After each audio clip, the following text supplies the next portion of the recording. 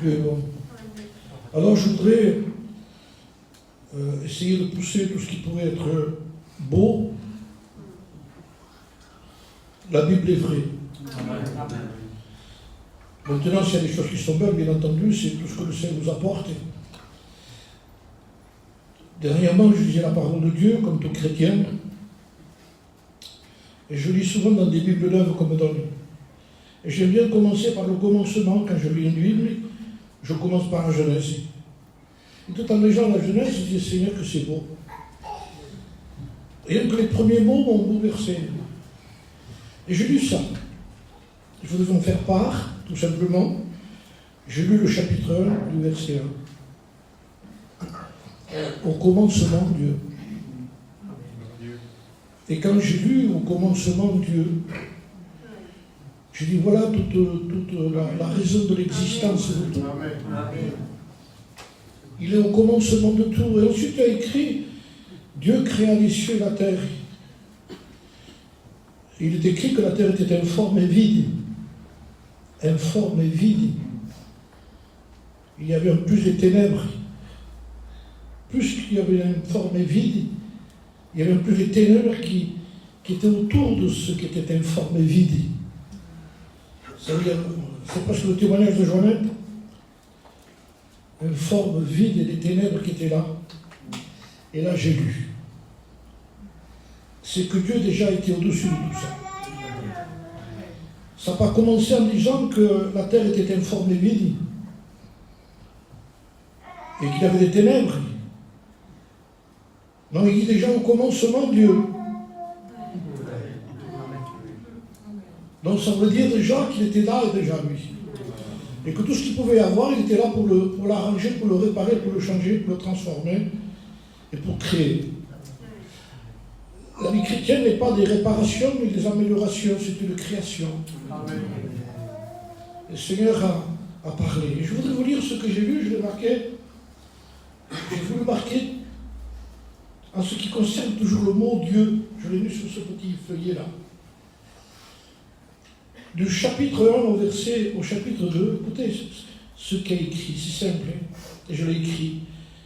Il est écrit au commencement Dieu. Verset 1, Dieu créa. Verset 3, Dieu dit. Verset 4, Dieu vit. Verset 4, Dieu sépara. Verset 5, Dieu appela. Verset 6, Dieu dit. Verset 7, Dieu fit. Verset 8, chaque fois que je lis, je lis. Parce que je vois, c'est merveilleux. Amen. Moi, j'y trouve mon compte, là. Je ne sais pas si certains trouvent leur compte, mais ça y est, c'est bon, merci Seigneur. Hein. Mais je vais continuer, je vais prêcher. Voilà. Mais Dieu fit. Verset 8, Dieu appela. Verset 9, Dieu dit. Verset 10, Dieu appela. Verset 11, Dieu dit. Je ne lis pas tout, mais je dis que ça, moi je vous parle de son nom. Verset 14, Dieu dit. Verset 16, Dieu fit. Verset 17, Dieu plaça. Verset 18, Dieu vit. Verset 20, Dieu dit.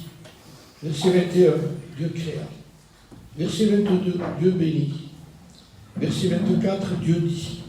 Verset 25, Dieu fit. Verset 25, Dieu vit. Verset 26, Dieu dit. Verset 27, Dieu créa. Verset 28, Dieu bénit. Verset 29, Dieu dit. Verset 31, Dieu vit. Chapitre 2 du verset 2. Dieu acheva. Alléluia. Tout est accompli. Alléluia. Vous savez, quand on cherche Dieu, on trouve Dieu. Si vous cherchez une religion, vous allez trouver une religion. Si vous cherchez les Alléluia, vous allez trouver des Alléluia, comme on nous appelle chez nous. Mais le but de la réunion, c'est de rencontrer celui qui est le but de la réunion en réalité. C'est qu'en réalité, que lorsque Dieu a parlé, il a parlé avec la parole qui est sa parole. Et sa parole a été faite chair. Elle est venue parmi nous pleine de grâce et de vérité, cette parole aussi. Elle a un nom. Jésus. Amen. Et Jésus est suffisant pour tout. Son nom est capable de transformer quelqu'un, de changer quelqu'un, de libérer des possédés. Au nom de Jésus, les démons étaient chassés.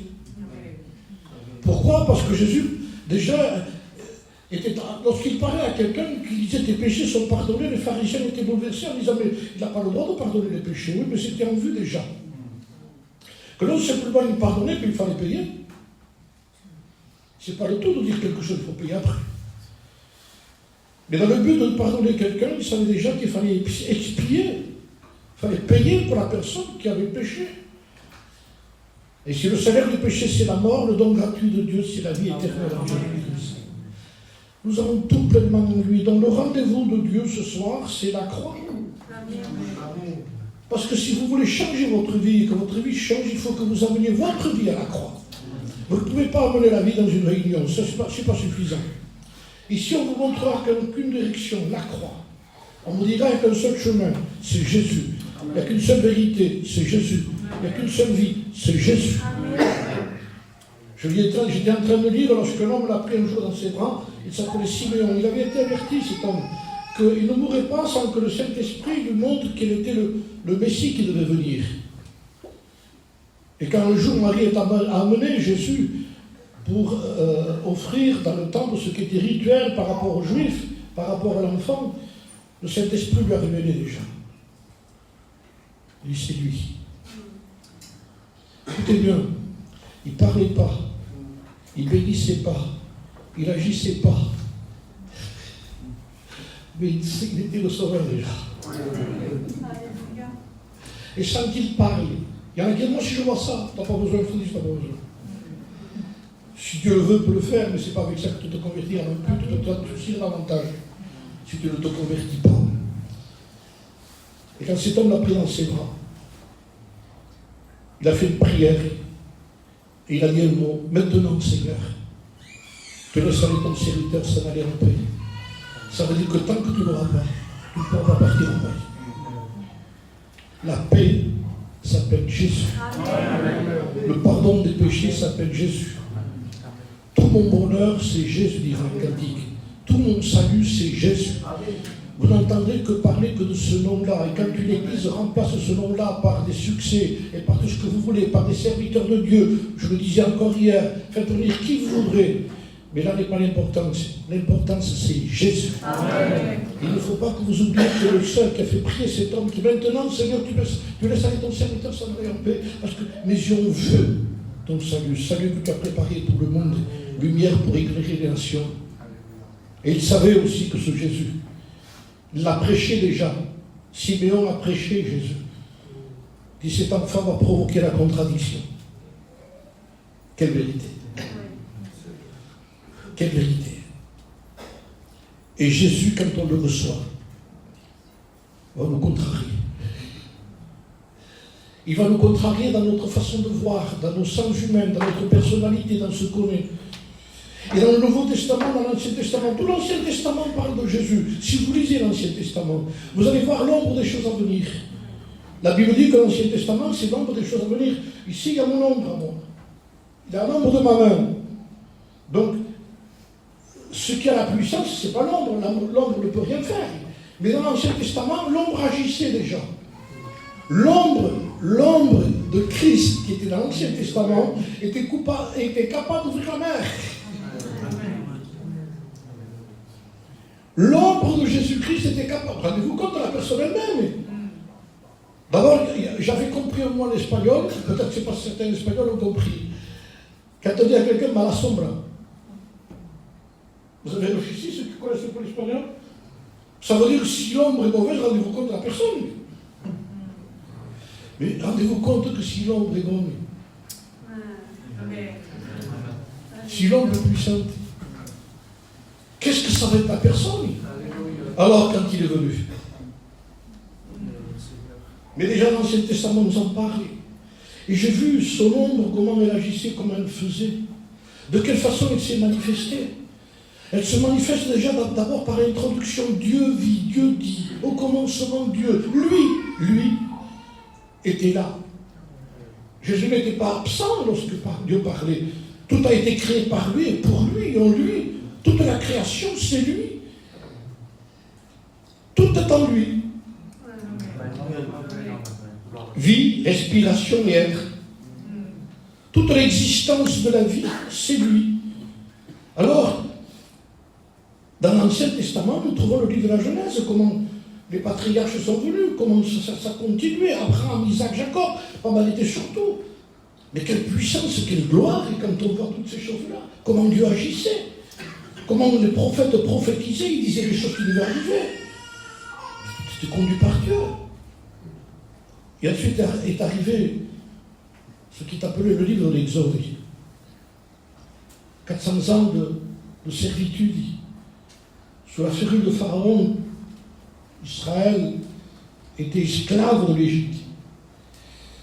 Et la Bible dit que lorsqu'ils ont eu et qu'ils ont constaté le tempérament de Pharaon avait changé, les premiers pharaons étaient gentils, parce que c'était l'époque de Joseph. Donc il n'y avait pas de problème. Mais vous savez, la terre, vous savez, elle change. Il n'y a que Dieu qui ne change pas. Et ceux qui peuvent être gentils aujourd'hui peuvent être méchants hier, et ne vous étonnez pas que ceux qui peuvent être spirituels aujourd'hui peuvent être charnels après aussi. Même dans un local, dans une église aussi, dans une dénomination. Ça peut être comme ça. Ne vous étonnez pas de ce que les gens veulent prendre la gloire de Dieu. Et quand ils prennent la place de Dieu, alors quittez l'endroit. Vous n'êtes seul que mal accompagné. Et nous avons vu de quelle façon ça s'est passé. Je lis ma Bible, je vous lisez votre Bible. C'est pas, ne regardez pas un film sur Jésus. Lisez Jésus. Et quand on lit la parole de Dieu, on se rend compte de ce qui se passe. De quelle façon ça a été fait, quelle gloire il y a. C'est toute la gloire qui ressort pour Dieu. Et ça vous fait beaucoup de bien.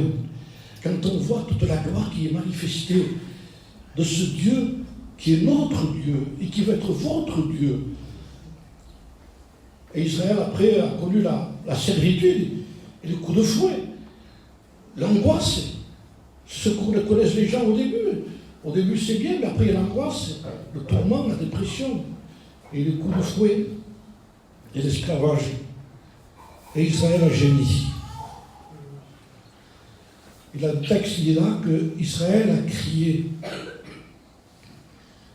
vers Dieu, a poussé un cri vers Dieu. Ce n'était même pas une prière, je ne crois pas que ce soit une prière, de toute façon, un cri n'est pas une prière. Mais dans un cri, il y a toute une vie de prière à l'intérieur. Un cri qui va vers le ciel et que le Seigneur interprète facilement. Il s'est libre derrière un cri. Et quand il a crié, Israël dit que l'Éternel a entendu le cri de son peuple. Et à partir du moment où il entend le cri de son peuple qui gémit vers le ciel, Dieu descend. C'est ça. Vous voyez, il est facile de faire descendre Dieu quand on crie de tout notre cœur à Dieu. Et quand on se sent malheureux. Non pas victime, mais coupable. J'aime pas ces réunions, moi, où les gens sont des victimes. Parce qu'une victime ne peut pas se repentir. On sait où on vit, on sait qu'il y a beaucoup de problèmes, et on pourrait citer chacun ses problèmes. Et quand quelqu'un nous explique ses problèmes, on aurait presque envie de dire, on te comprend. Oui, mais Dieu nous comprend dans nos problèmes, mais il nous dit tout simplement, tu es aussi responsable de ce que tu vis. Parce que ce que tu vis vient d'une conséquence, c'est le péché. C'est la nature d'Adam. C'est ce qui s'est passé dans le jardin d'Éden, dont nous sommes venus d'Adam. Et par un seul homme, le péché est rentré dans le monde, nous avons tous atteint. Il nous a amené le Covid spirituel à tous. Il nous a tous contaminés. Nous sommes nés dans le péché. David disait que ma mère m'a conçu dans le péché. Je suis né dans le péché. Maintenant, on ne le voit pas de suite, bien entendu. Un enfant n'est pas coupable de ce qu'il est. Mais petit à petit, on se rend compte que déjà, un enfant n'a pas besoin de l'apprendre à mentir. Il mentira tout seul. Être méchant, il le fera tout seul. Maintenant, essayez de l'apprendre, vous, à être gentil, à ne pas mentir, à faire les choses comme il faut. Ça ne marche pas, ça ne rentre pas. Il ne peut pas. Sa nature. Et pour cette nature, il fallait crier à Dieu. Nous avons une nature qui ne peut pas, elle ne veut pas accomplir la volonté de Dieu. Vous n'en sortirez pas. La religion n'est pas suffisante. Les meilleures églises ne sont pas suffisantes. Les meilleurs prédicateurs ne suffisent pas. Ni Abraham, ni Isaac, ni Jacob, ni les patriarches, ni les tribus d'Israël, ni aucun apôtre, aucun prophète ne peut rien pour nous, simplement nous montrer une direction. C'est Jean qui l'a fait. Parce qu'il a vu passer Jésus-Christ, il dit voilà l'agneau de Dieu qui ôte le péché du monde. Et ils ont compris que c'était ça qu'ils avaient besoin. Vous n'avez pas besoin de rentrer dans une autre religion, ils ont quitté Jean, ils ont suivi Jésus. Parce qu'ils n'ont jamais entendu un message pareil. Les Juifs avaient l'habitude de s'approcher de Dieu à travers du sang, il fallait qu'ils offrent du sang. Pour s'approcher de Dieu, il fallait approcher, mais il fallait s'approcher avec du sang, parce que sans effusion, il n'y a pas de pardon. Donc ils offraient. Et c'était écrit, c'était comme ça, tu offriras ça, ça, et ça, et ça, et ça. Mais ça ne faisait que couvrir la situation, ça n'avait pas, il n'y avait pas de solution à l'intérieur. Mais quand ils ont entendu ce message qui est très simple, beaucoup plus simple que le mien, il a apporté le message qu'il fallait parce qu'ils ont compris, les Juifs, que le message était profond. Il dit c'était l'agneau de Dieu. C'est-à-dire ce n'était pas un agneau des hommes, c'était pas l'homme qui offrait à Dieu, c'était Dieu qui offrait pour s'approcher des hommes. Alors c'était plus pareil. Ils ont compris maintenant, c'est lui. Oui, c'est lui. C'est lui, Israël, lorsqu'il a crié vers lui. Et quand un malheureux crie, dira la parole de Dieu l'Éternel entend. Quelle puissance l'évangile! Quelle puissance l'ombre déjà! Quelle puissance, de quelle façon on pourrait vous passer des heures à parler de ça. Je vous promets qu'on peut passer des heures. C'est tellement grand, tellement puissant, tellement glorieux. Le diable voudrait qu'on diminue ça. Non, gloire à Dieu, on dit ce soir. Oui, gloire à Dieu. Parce que tu avais un plan dans le ciel qui s'accomplit tous les jours. Et rien ne peut arrêter Dieu. Tu es venu, c'est parce que Dieu a permis que tu viennes. Même si tu dis, mais non, c'est moi qui l'ai décidé. Non, c'est Dieu qui a permis. Il y a un temps de Dieu, c'est un temps de Dieu pour toi. Et si tu es là, c'est parce que Dieu a permis que tu y sois. Parce que le diable aurait tout fait pour que tu ne viennes pas, justement. Mais il a décidé, Dieu, il viendra. Il a en effet des pièges. Vous savez que quelqu'un peut manquer une réunion pour n'importe quoi? Un verre qui tombe de la table. Il avait décidé d'aller à la réunion. Fait qu'on le met là, il n'y a pas la réunion. Ça, comme tu vas voir. Parce que tout la réunion. Un enfant qui crie, une petite dispute avec sa femme, n'importe quoi. Je ne veux plus la réunion. Tu vois? Mais n'importe quoi peut t'empêcher. Quelle faiblesse. Alors que nous nous croyons si forts. Vous savez, dans la parabole de semeur, il dit que la première semence, il y a des oiseaux verts et la mangèrent. Je disais, Seigneur, qu'est-ce qu'il veut nous ridiculiser le diable quand même? Nous si forts, un petit moineau qui vient et qui mange ce qui est le principal dans nos vies. La parole de Dieu. Un oiseau, vous faites ça, il s'en va. Tu vois que tu n'es même pas capable de faire partir un oiseau? Qui on est? Alors montre-moi ma faiblesse, Seigneur.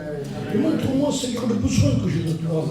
Montre-moi, Seigneur, que je ne peux pas m'appuyer sur mon intelligence. Et qu'au lieu de chercher à prier, de faire des choses que les autres voudraient faire, l'évangile n'est pas de l'amélioration. Je sais que vous avez la notion, quand on vient à la réunion, de dire on va essayer ici, il faut faire les choses comme il faut. Tu ne pourrais pas les faire de toute façon. Donne compte de pas sur ça. Parce que ta volonté n'est pas suffisante. Et ta volonté, toutes tes décisions, tes résolutions, elles ne tiennent pas debout. Parce que l'évangile n'est pas de l'amélioration, parce que la Bible dit que la chair ne veut pas et ne peut pas accomplir la volonté de Dieu. Et les gens préfèrent mieux faire certaines choses pour Dieu que de s'humilier devant Dieu. Parce qu'il y a l'orgueil de la chair à l'intérieur. Y aurait-il pas quelque chose à faire? Y aurait-il pas quelques prières à faire? Tu veux m'apprendre à prier? Il dit, je ne peux pas t'apprendre à prier parce que si je t'apprends à prier, tu ne te convertiras pas. Il faut que ton cœur crie vers Dieu. Amen. Et quand on crie, c'est parce qu'on est malheureux. Constater qu'on est malheureux, on sera responsable de notre propre malheur. Il n'y a pas plus malheureux que toi-même. Celui qui veut du mal à toi, c'est toi. Le pire ennemi qu'on puisse avoir, c'est nous-mêmes. Et l'évangile nous le fait comprendre, ça. Il dit, ne te fie pas à toi. Il y a tes dévotions, il y a tout ce que tu as fait. Vous savez ce qu'ont fait les Juifs un jour? Lorsque Christ est rentré à Jérusalem, ils ont chanté, ils ont loué, ils ont dit, Hosanna, béni soit celui qui vient au nom du Seigneur. Tout le monde le reconnaissait, il chantait, il louait, il disait béni soit Dieu, béni soit Dieu, béni soit Dieu. Lorsque Pilate l'a présenté, il dit crucifie-le, crucifie-le, crucifie-le. Les mêmes gens. Qui on est? Qui s'aiment? Comment est-ce possible qu'on puisse plus accepter une religion de délivrance? Terrible. Seule la Bible nous dit qui on est. Seul ce livre nous dit, c'est pour cela qu'il a lu la Bible. Je lisais, j'ai trouvé Jésus, j'ai tout trouvé. Et quand on lit, quand on trouve Jésus dans la Bible, on continue à lire la Bible parce qu'on veut encore connaître Jésus. Pas pour être sauvé, parce qu'on est sauvé. On ne lit pas après pour être sauvé, parce qu'on est déjà, quand on s'est converti, on s'est repenti. On est allé à la croix, parce que l'évangile, c'est se repentir, se convertir et aller à la croix. Il n'y a que ça à faire, il n'y a que ça à faire. Il n'y a pas d'autre solution pour nous. Parce que Dieu nous a donné rendez-vous à la croix. Et en criant, on nous amène à la raison. Et Dieu a entendu la prière d'Israël. Il a envoyé un homme qui s'appelait Moïse. Et nous avons vu, quand je lisais, Seigneur, que c'est clair. Tu cries, Israël, j'envoie quelqu'un. J'envoie un libérateur. Et même dans la façon que Dieu a parlé à Moïse. De quelle façon il s'est révélé à Moïse? Je lisais. Il s'est révélé dans un buisson. Un buisson en haut d'une montagne. Et à cet endroit, Moïse avait il a été. Et à l'intérieur de ce buisson, il y avait toute la gloire de Dieu. Pourquoi il s'est servi d'un buisson d'épines? Il n'y avait rien dedans. Oui, vous savez ce qu'il y avait dedans? Des hérissons, des scorpions, des serpents. Tout ce qui était mauvais était à l'intérieur. Mais je vous promets qu'à partir du moment où il y avait le feu à l'intérieur, il n'y avait plus de scorpions, plus d'hérissons et plus de serpents. Hein. Ça veut dire que tout ce qu'on était disparaissait. Pourquoi? Parce que toute la gloire de l'Éternel était à l'intérieur de ce buisson. Et ça, c'est nous. Et ça, c'est l'Église. Et ça, c'est pas autre chose que notre propre cœur. Parce que notre cœur n'est pas autre chose qu'un buisson d'épines, dira la parole de Dieu. Mais ce cœur a été transformé, changé par la gloire qu'il y avait à l'intérieur de ce buisson. Et Dieu se révèle. Et c'est encore l'Église ici, encore Jésus, toujours Jésus. Nous voit ce qui t'entend de l'intérieur un feu. Avec un message. Je suis le Dieu d'Abraham. Moïse doit se prosterner devant ce buisson. Quelle gloire le buisson. Le grand Moïse, il dit, ôte tes souliers de tes pieds. Parce que le lieu où tu es saint, c'était Moïse. Ça voulait dire, attention, il dit, à partir du moment où l'Église a rencontré le Christ, il faut qu'on tous se prosterne devant l'Église. À cause du Christ qui est à l'intérieur. Vous imaginez,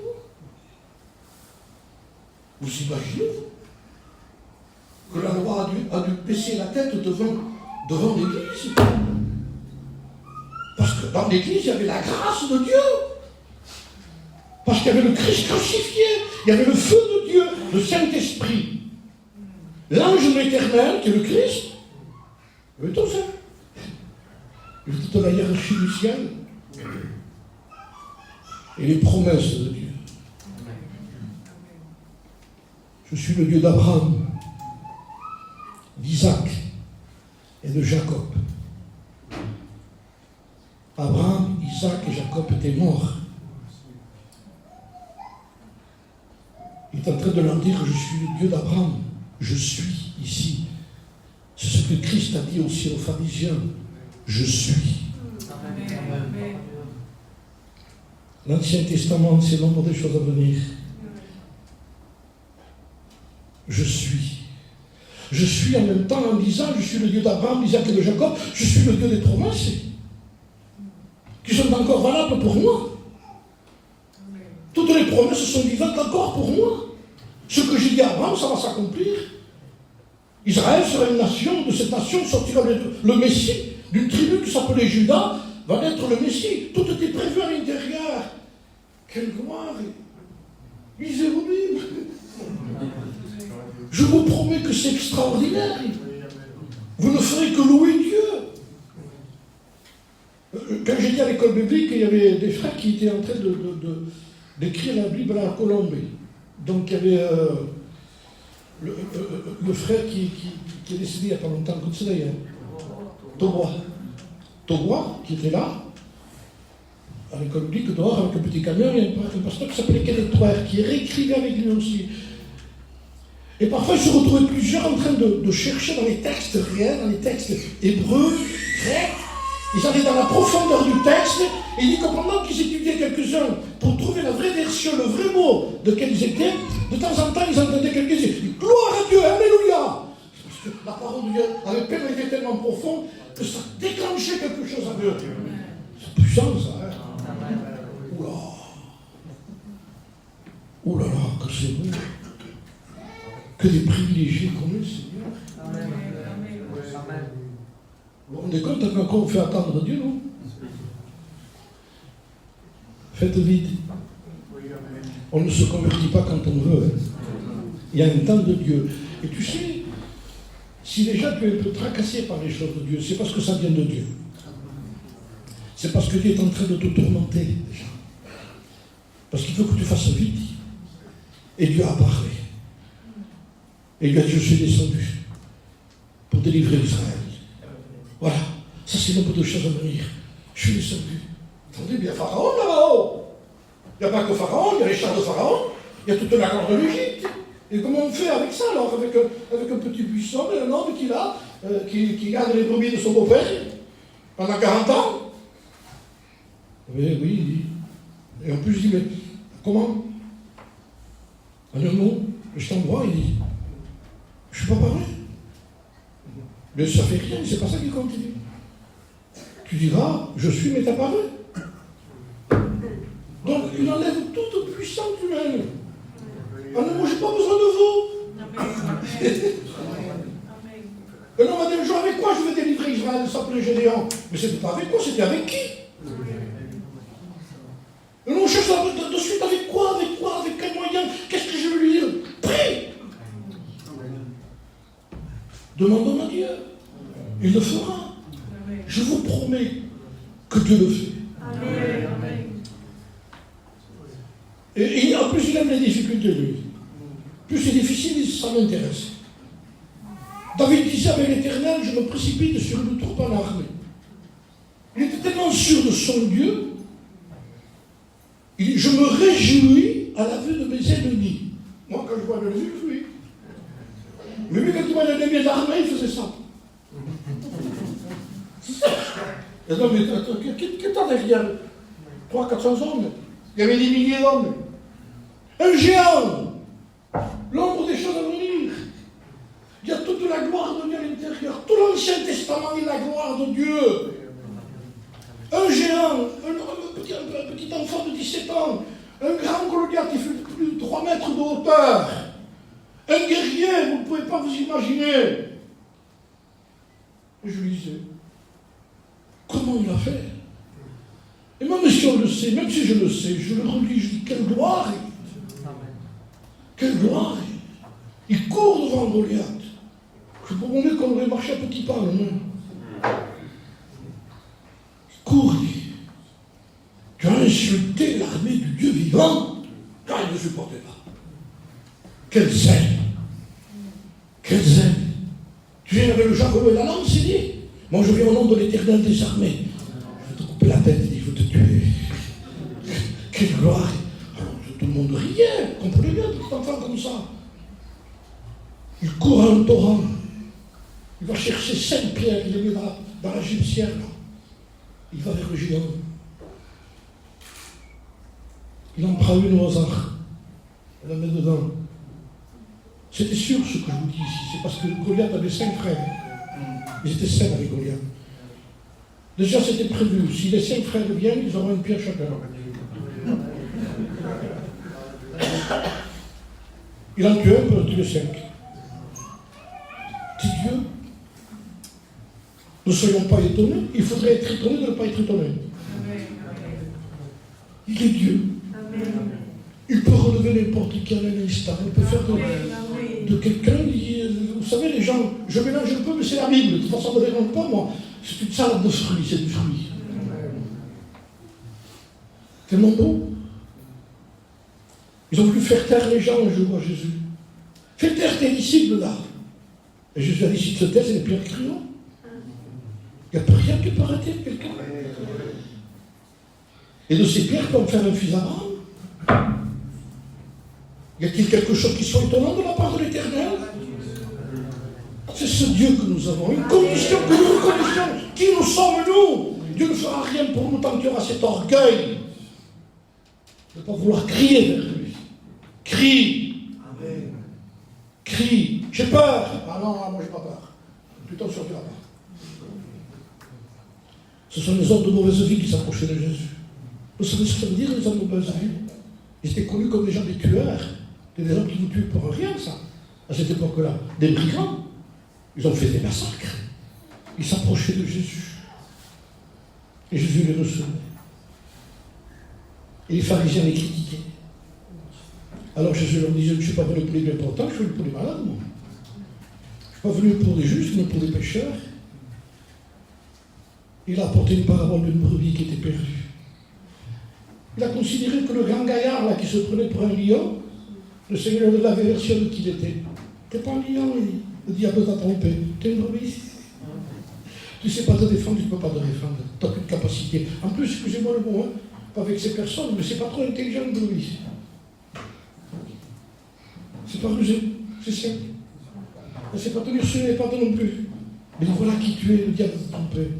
Mais écoute bien, comme tu es une brebis perdue, je vais te chercher, je te trouverai, je te mettrai sur mes épaules, je t'amènerai la bergerie, et je vais réjouir le ciel à cause de cette brebis qui est perdue. Est-ce que vous comprenez ça? Que c'est ça Dieu, que c'est ça l'évangile, que l'évangile c'est sainteté, vérité, pureté, je le prêche, je le crois, je le vis, je veux le vivre. Mais que tout dépend de la base même de ce qu'est le Christ lui-même. Dans l'Ancien Testament, l'ombre des choses à venir. Tout ce qui s'est passé là, ils ont crié vers le ciel a entendu. Écoutez la gloire du Seigneur, ça c'est clair. C'est que le Seigneur a montré à Moïse aussi des miracles qu'il devait accomplir, en disant, mais comment, qu'est-ce qu'ils vont pas? Il met ta main dans le sein là. Sors là, lépreux, remets-la, elle est pure. Voilà ce que je vais faire, il dit. Je vais changer ce cœur impur en pureté. Donc il y a la lèpre et il n'y en aura plus. C'est intéressant ça. C'est plus qu'une religion ça. C'est pas quelques prières, baptême d'eau. Il y a des gens qui sont baptisés, qui ne sont pas convertis. Bâton qui est devenu un serpent, et eux qui échangent ensemble. Moi j'ai toujours lu ça en disant, c'est pour Pharaon ça. Si vous le lisez, vous allez comprendre comment c'est écrit. Réunis les anciens. En réalité, ces miracles étaient pour eux. Mais c'était normal dans le fond. Parce que lorsqu'il leur parle, il dit, vous avez décidé de sortir d'Égypte, mais qui c'est qui t'envoie? Regarde qui m'envoie. Il leur montre à eux. Le Dieu de vos peuples est apparu. Regardez. Les miracles là, c'est ça. Et à partir de là, il n'y a pas de problème. Il dit. Ça veut dire tout simplement, écoutez bien,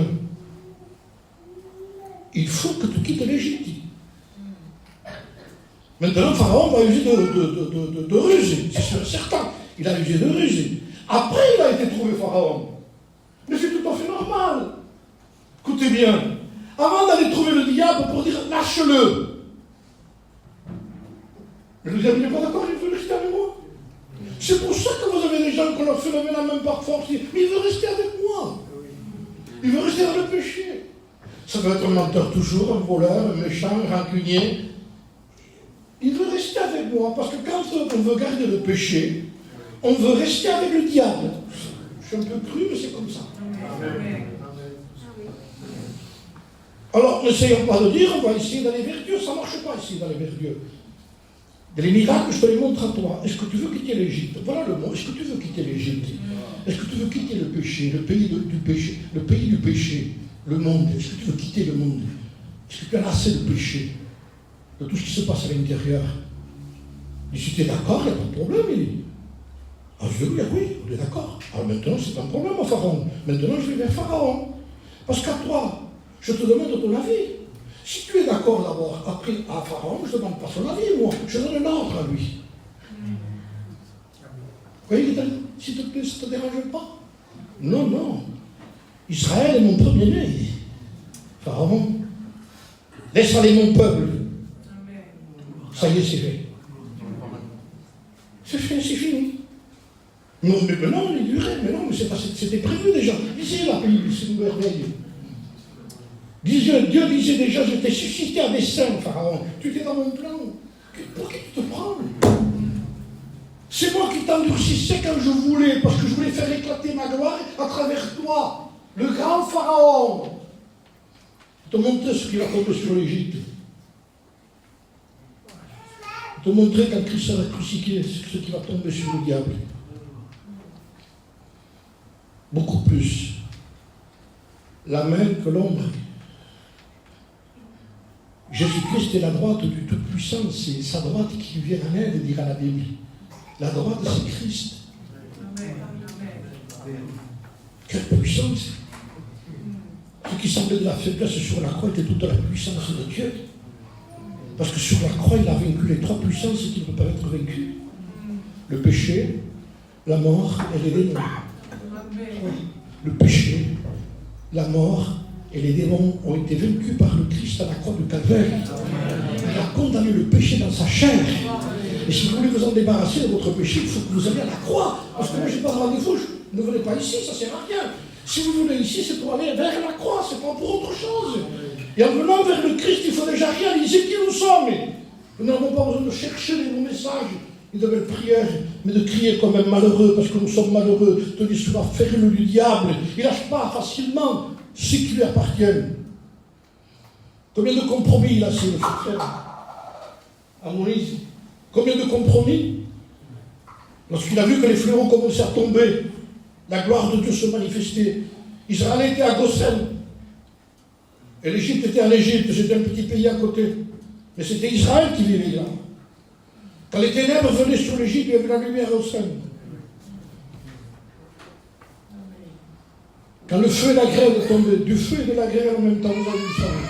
Ça tombait sur l'Égypte, il n'y avait rien à Goshen. On n'entendait même pas un chien crier. Ça, c'était Dieu qui protégeait son peuple.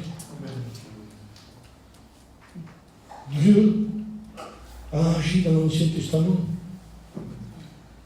Et de quelle façon il les a délivrés? Par sa main puissante, par son bras étendu. Ce n'était pas un problème pour lui. Les chars de Pharaon, quand on lit ça, c'était pas possible. Quelle gloire! Tous les fléaux qui tombaient. Et Pharaon appelle Moïse. Bon, il dit, c'est bon. On a compris, quoi. Vous voulez adorer votre Dieu?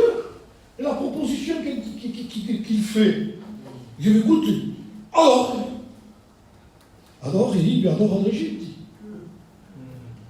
Je te dis, je te donnerai tous les sacrifices que tu veux, je te donnerai les animaux qu'il faut. Et Moïse écoutait. Il dit, pas d'accord, il dit. Pas d'accord. Heureusement qu'il y avait Moïse, parce que je veux personne dirait, pourquoi pas, il faut faire des concessions, mais ça c'est le diable qui fait ça. Dieu ne fait aucune concession. Il a envoyé des hommes de Dieu pour nous, heureusement, hein, parce que, vous savez, les 8 chefs de la douzaine, comment tu veux qu'on fasse? Tu vois bien qu'il faut être équilibré, nous propose tout. Pourquoi faire la guerre? Frère, à partir du moment où on crie à Dieu, on fait la guerre. À partir du moment où on demande à Dieu, c'est la guerre est déclarée contre le diable, contre le péché, contre Pharaon, contre tous les démons. Tu t'engages. Il dit, quand est-ce que la guerre? Vous êtes en guerre, et nous aussi, on est en guerre contre le péché. Avec des propositions encore, il essaie de revenir. Pas facilement, on le sait. Hein. Il fait une proposition, écoutez, je vous propose tout, restez chez nous. Vous avez une chose, qu'il y en a qui ont accepté. Vous savez qu'il y a des prédicateurs qui ont accepté? C'est des prédicateurs en Égypte. Avec des cantiques égyptiens. Ah ben oui. Ça ne lui fait rien qu'on chante des cantiques à lui. Je dis hier, le message le plus terrible qu'a prêché le Christ, c'est « Venez à moi ». Je l'ai prêché hier. « Venez à moi ». Ça veut dire qu'on n'aurait pas voulu l'entendre, ça. Surtout pas ça, surtout pas ça. Allez à la réunion, si vous voulez. Chantez des cantiques, faites-vous baptiser, prenez la Sainte-Seine, allez à l'école biblique. Ne l'allez pas à lui. Est-il possible de faire tout ça? Oui. Si. Je leur ai dit oui. On le voit tous les jours.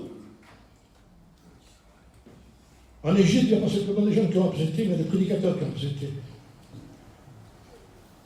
Parce qu'il y a un message bizarre qui permet le péché. Il y a une évangélisation bizarre qui dit que les gens sont des victimes, c'est malheureux. Mais je connais malheureux, mais à cause de nous-mêmes, à cause de nous.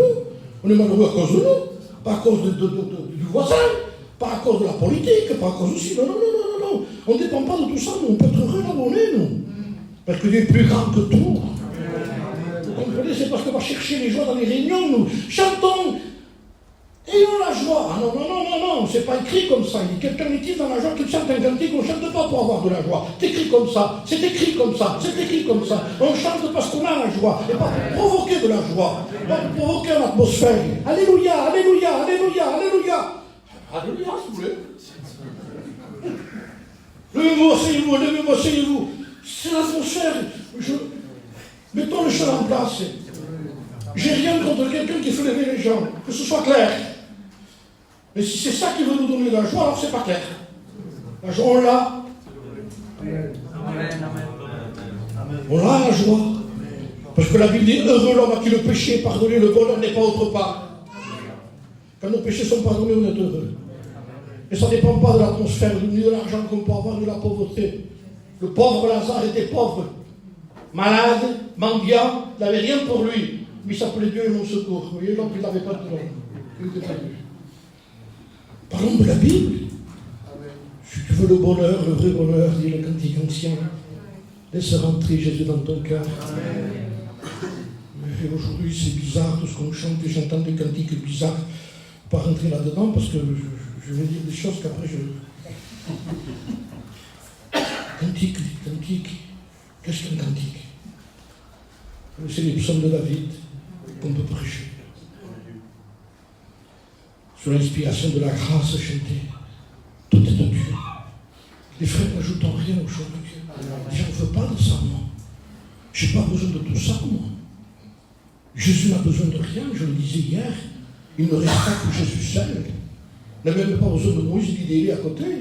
Faites-les disparaître. Si je veux faire habiter avec nous, il n'y a personne qui habite à côté de moi. Il n'a pas besoin de tout ça. Ça reste à sa place. Attendez. Quand vous amenez notre côte comme ça, il y a une salade dessous. Vous prenez la salade, vous l'ajoutez. Parce que le principal, c'est ça.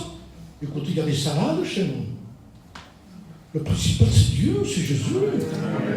Arrêtons avec nos salades, je dirais presque. Le principal, c'est lui. Et quand lui prend la place, et quand lui parle, il dit non, pas d'accord, on n'est pas d'accord de rester en Égypte. Et oui, il y a d'autres propositions qu'il fait. À la fin du compte, Moïse va dire à Pharaon, écoute Pharaon, on arrête avec ça, ça suffit. Hein. Tu n'auras même pas une ombre d'Israël, tu n'auras rien du tout. Tu laisses partir Israël, tu te tais, et c'est fini. C'est ça la délivrance. Encore plus sur la croix. C'était l'ombre déjà. Imaginez là, le Nouveau Testament, ce que Christ a accompli sur la croix, c'est incalculable. On ne comprendra la croix, je crois, que lorsqu'on sera dans le ciel.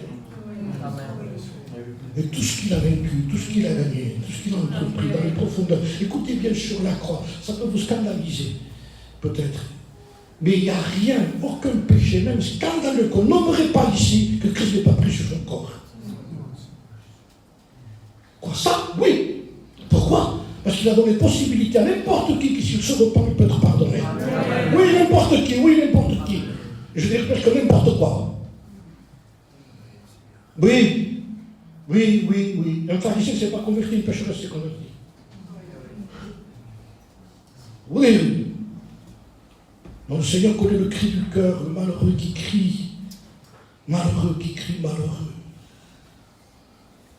Il connaît le cri du malheureux. Je disais, si les enfants s'amusent dehors, et qu'il y a des mamans qui sont dedans, un enfant qui pleure dehors, la mère se lève, et le petit est tombé, c'est les mêmes pleurs, hein. Tous les petits pleurent pareil, mais la mère connaît son physique, et c'est mon œil.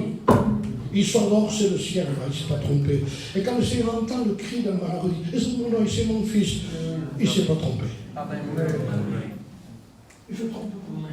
Il connaît la larme de quelqu'un qui est de côté, il voit les pleurs de quelqu'un que personne ne voit.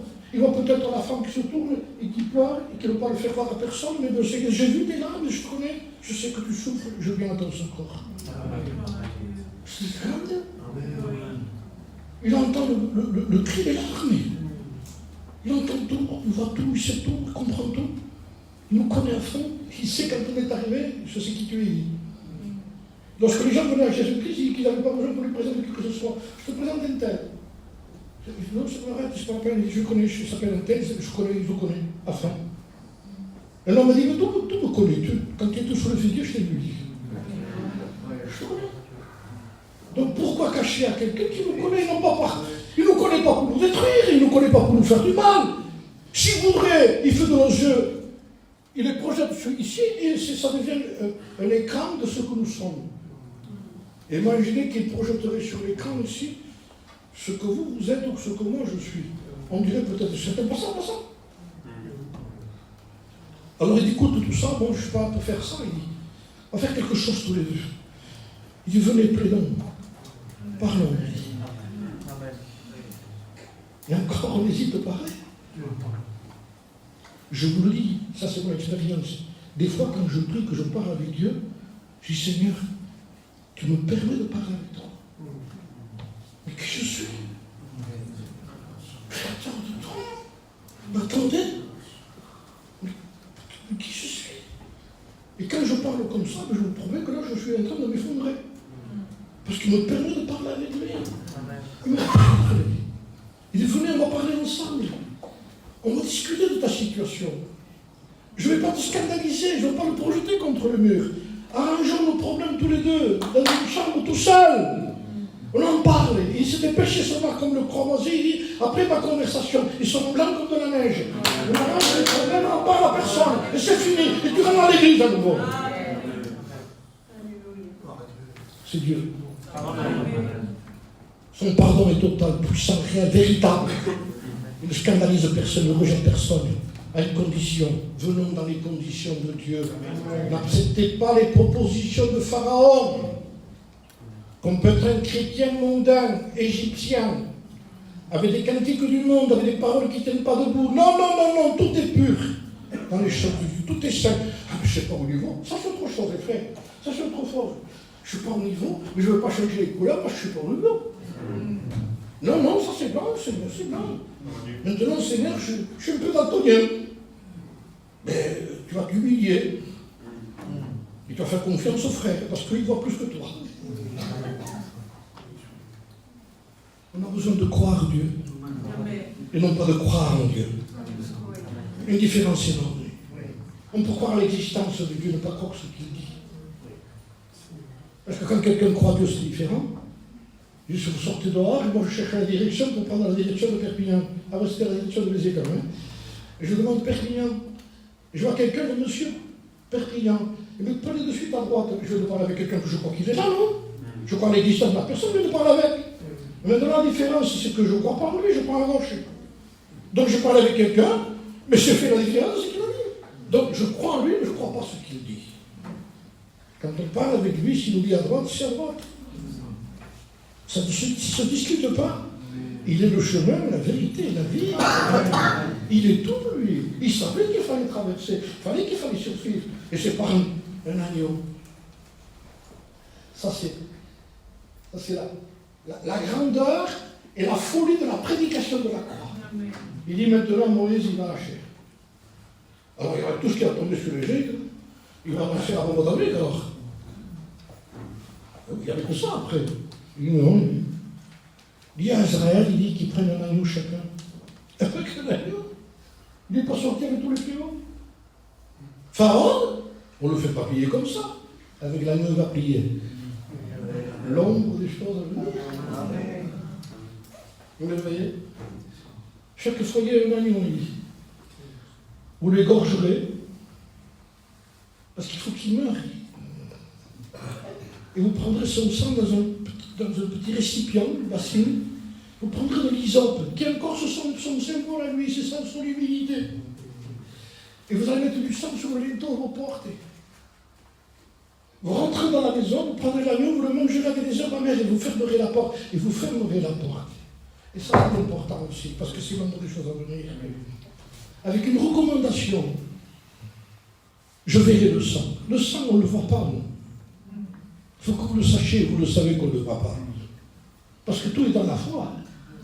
Moi, il y a 50 ans que je suis sauvé, et c'est toujours dans la foi de ce que je n'ai pas vu. Je n'ai pas vu le sang sur ma vie. Mais je sais qu'il le voit lui parce que moi je l'ai demandé à lui. Je l'ai cru que le sang de Jésus-Christ me purifie de tout péché. Alors comme je l'ai cru, il dit, je honore ta foi.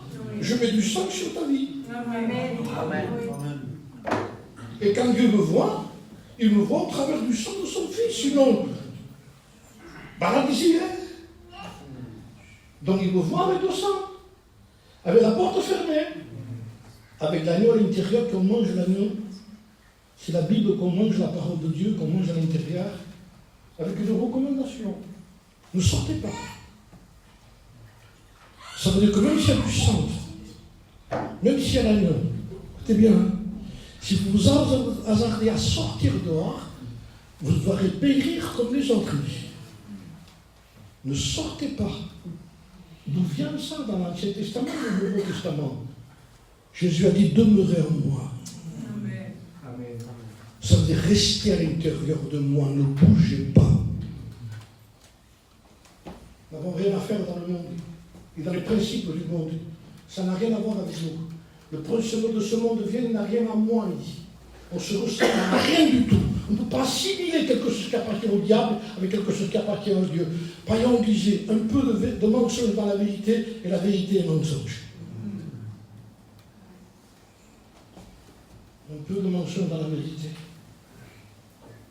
Et comment on fait? Votre Père sait de quoi vous avez besoin. Contentez-vous de ce que Dieu vous donne. Si vous prenez le risque de vouloir aller plus loin que ce que Dieu vous donne, vous allez tomber dans les problèmes, vous allez tomber dans le mensonge, dans le vol, dans la presque vérité. Étudiez un peu ce que je vous dis. On lui fait confiance, non? Oui, mais comment on fera demain? Le Seigneur dit chaque jour suffit sa peine. On demain on va se faire de lui-même. La manne, il fallait la chercher tous les matins, encore dans l'Ancien Testament. Le pain du ciel, qui venait de très bonne heure d'ailleurs.